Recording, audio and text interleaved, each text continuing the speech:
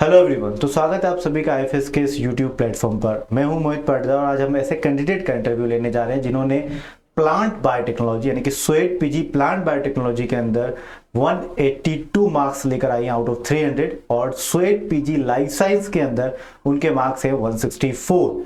तो first of all congratulation to you for qualifying स्वेट PG exam Safura. Sir okay Safura, first of all introduce yourself. मेरा नाम शेख सफूरा है और मैंने बीएससी कंप्लीट किया है अभी। और मैंने आईआईटी जैम की एग्जाम भी दी थी, सीयूईटी और गेट भी दी है। और अभी तो वेटिंग चल रहा है। ओके सफूरा, तो जैसे कि मैं आपने मुझे बताया कि आपने आईआईटी जैम की और मल्टीपल एग्जाम्स आपने दिए और गेट बी का पेपर कैसा गया आपका? सर गेट का अच्छा था, बहुत इजी था, इसलिए ओवर कॉन्फिडेंस आ गया था तो काफी नेगेटिव हुई है मेरी। ओके, इट्स ओके, क्योंकि बहुत सारे एस्पिरेंट का कुछ ऐसा ही गया था, बट इट्स ओके सफूरा, क्योंकि आपका बहुत अच्छा स्कोर आया है प्लांट बायोटेक्नोलॉजी के अंदर और मैं बात करूंगा कि थैंक यू सर। जो लाइफ साइंस है उसके अंदर भी।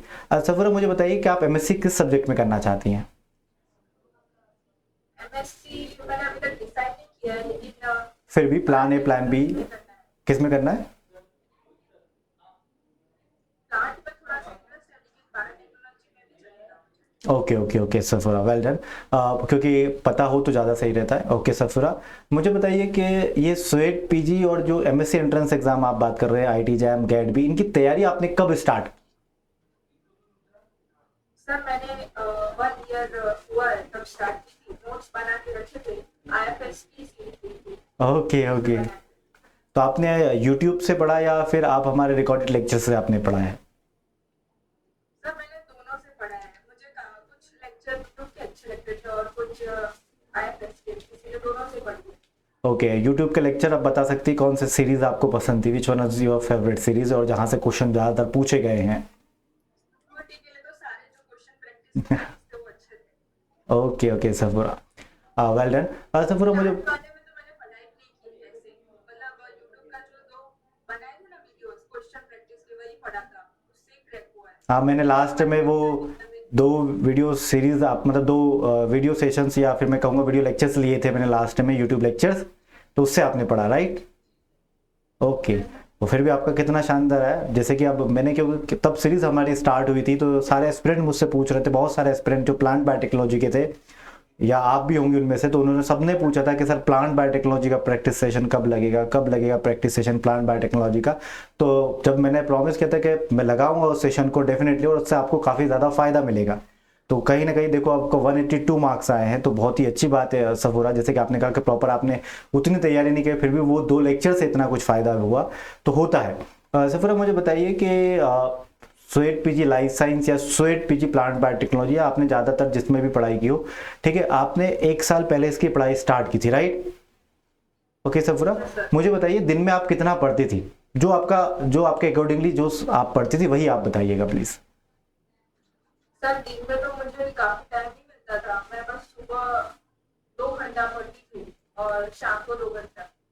ओके सफूरा, बहुत ही अच्छी बात है। तो डियर ऑल एस्पिरेंट, जैसे कि आपने सुना है सफूरा सुबह मॉर्निंग में 2 घंटे और ठीक है और रात के समय 2 घंटे पढ़ती थी, ठीक है, तो इतना भी पढ़ लोगे आप तो आपका लाइफ साइंस भी, प्लांट बायोटेक्नोलॉजी भी और मल्टीपल एग्जाम्स और भी एग्जाम जो है आईटी जैम गेट भी, वो भी डेफिनेटली क्वालिफाई होते हैं, ठीक है, इतना पढ़ने से। क्योंकि जो सफूरा ने जो तैयारी स्टार्ट की थी वो कहीं ना कहीं एक साल पहले कर दी थी, ठीक है, तो इससे बहुत ज़्यादा फायदा मिलता है। कई सारे नहीं सर, वो आर्टिफिशियल के लिए की थी।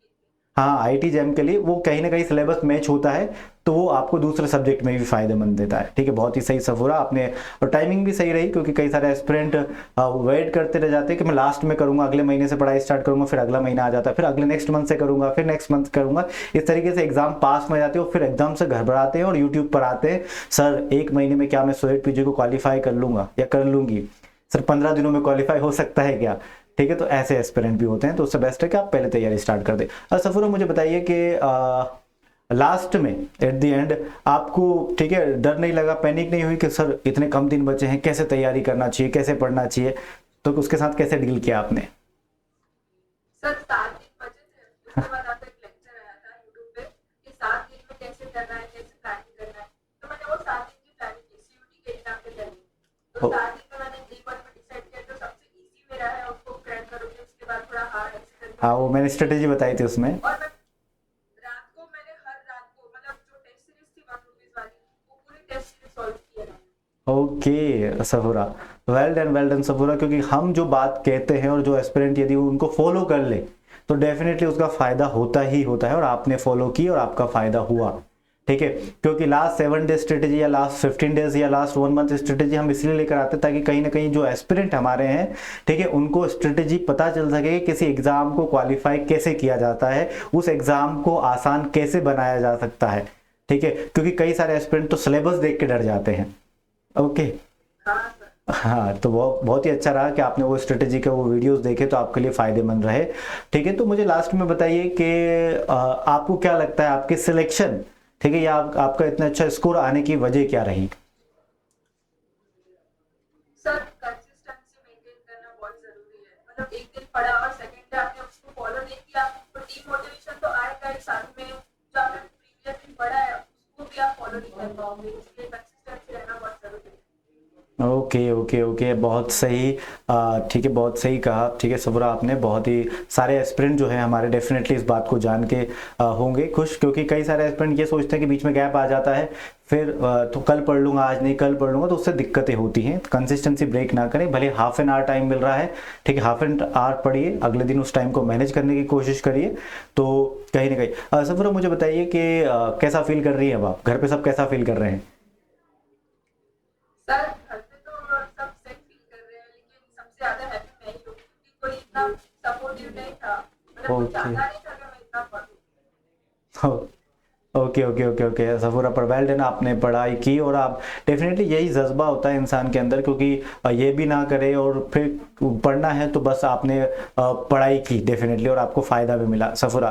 तो congratulation once again for qualifying multiple exams, और Safoora wishing you best of luck and all the best for your upcoming journey. अच्छे इंस्टीट्यूट से MSc करिए, फॉर्म फिल करिए, ठीक है, और डियर ऑल एस्पिरेंट, ठीक है, thank you for watching this interview. मिलते हैं किसी और अदर इंटरव्यू में, till then bye bye, take care and happy learning.